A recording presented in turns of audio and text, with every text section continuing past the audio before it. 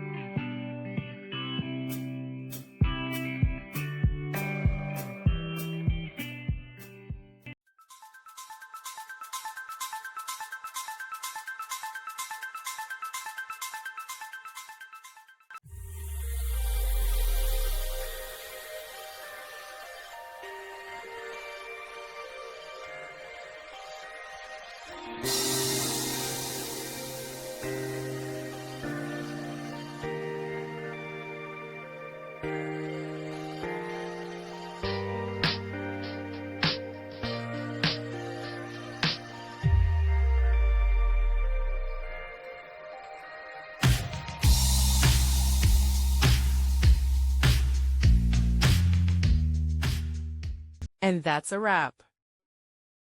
I hope you found the answer you were looking for. If you did, take a second to hit that subscribe button. It really helps out. And let me know in the comments which solution worked best for you. See you next time in the debug zone.